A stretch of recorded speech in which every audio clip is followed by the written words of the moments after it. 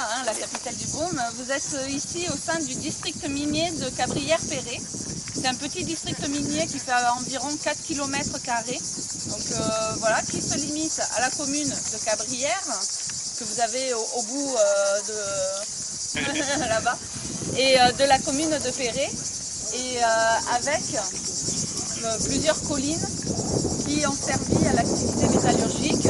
Donc vous avez la colline de la Rossignol qui est dans la continuité de cette colline. Que lorsque vous prenez la route entre Perret et Cabrières, vous la longez, cette colline de la Rossignol. À Cabrières, en fait, si vous voyez les petits rochers qu'il y a en face, vous descendez un peu, vous avez la colline de Pioche-Farus, qui elle aussi a servi à l'exploitation. Et derrière, ici, là-haut, vous avez la colline de Valarade, qui a servi aussi pour la métallurgie du bois. Donc, de solutions minérales et entraîner au fil du temps des minéralisations. Donc en fait, ici, on est sur un système de minéralisation filonienne. On suit le long de la faille les filons de quartz dans lesquels se trouvent les minerais de cuivre. Et idéalement, ces filons, on a tendance à dire qu'au-dessus, en haut du filon, au plus proche de la surface, on trouve la malachite et l'azurite. Un peu plus en profondeur, on trouve le cuivre gris, et encore plus en profondeur, ce qu'on appelle la chalcopyrite, qui est la. Mais en fait, ici, dans ce district, à l'époque préhistorique, ils ne descendent pas beaucoup en profondeur. C'est vraiment des mines qui descendent à 5, 6, 7 mètres. Et la technique d'exploitation dès le milieu du 3e millénaire avant Jésus-Christ, c'est l'abattage au feu. En fait, cette structure circulaire, cette architecture, elle est ici. Donc ce sont des murs à double parement, avec parement interne, parement externe. Vous voyez les blocs qui sont plantés de champ. Donc ça c'est une caractéristique. Et puis ce sont des murs qui sont entre guillemets étroits. Ils font entre 75 et 80 cm de large. Ce mur, je vous montre un peu sa direction. Donc en fait, ils ont construit à ce niveau-là. Vous voyez encore le caractère très planté des blocs. Oui, ça va, c'est la blanche. Le mur, c'est un mur en abside qui tourne à ce niveau-là. Et ici, vous avez l'entrée de la maison. Elle est au sud-sud-est. Ensuite, ce mur, il est ici et il repart devant vous. Donc là, on a dans l'alignement, on va dire,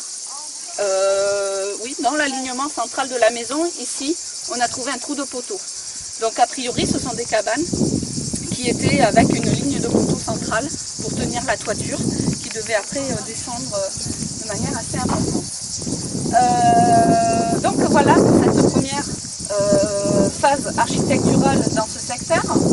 Cette phase architecturale, on la retrouve à côté, on va aller la voir, qui nous permettait de voir toute la journée.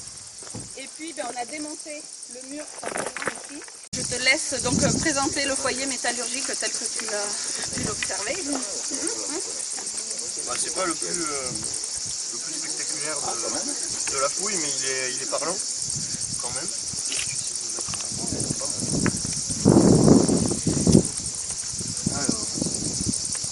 En fait, c'est une petite structure. En fait, ils ont d'abord creusé une petite cuvette de cette emprise-là, de ça de profondeur à peu près, dans le substrat, et ensuite ils ont enduit d'argile jaune. On voit encore des endroits où l'argile n'a pas cuit. Et d'autres où elle a subi de la température assez élevée tout autour. Et ça, en fait, de la cuvette que j'ai coupé en deux, en fait. On voit bien en coupe, mais tout le monde ne verra pas. Donc là, on voit la... Ouais, vous pouvez vous rapprocher un peu plus facilement.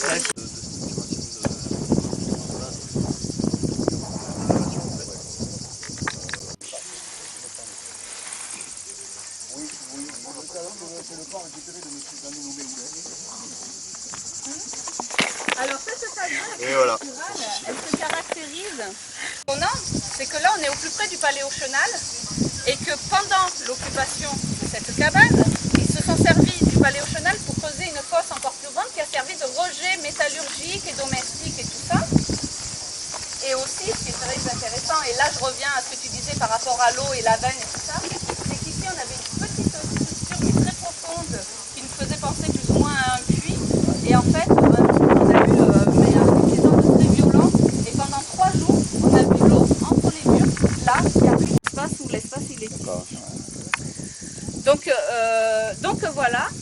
À l'intérieur, comme on vous a montré, un par-ci, un par-là et tout ça. Franchement, il y en a. Là, les foyers, certains étaient à peu près bien conservés, dans le tout premier trouvé au tout début de la découverte du site. Mais après, les autres se sont vraiment vue aérienne. Donc là, la première cabane avec la petite structure circulaire, le bâtiment. Là, la deuxième phase avec cette cabane. Sa copine à côté avec son entrée à ce niveau-là, son effondrement est la même, mais avec une réduction. Là, vous voyez, dans le fond, vous avez encore les murs, voilà. Et ici, elle se trouve ici avec, on a une impression un peu de réduction de l'espace.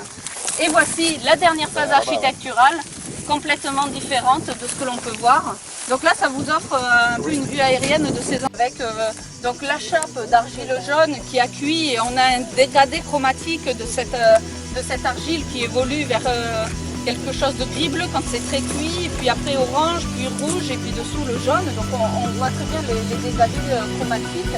Et à l'intérieur, on avait un fin niveau de sable, d'un sédiment très fin qui contenait en fait... Alors que ça servait à frapper. Alors il y a un problème, mais pour la petite logère, là, il frappe d'un tas. Oui, voilà, c'est ça. C'est un peu ça, oui.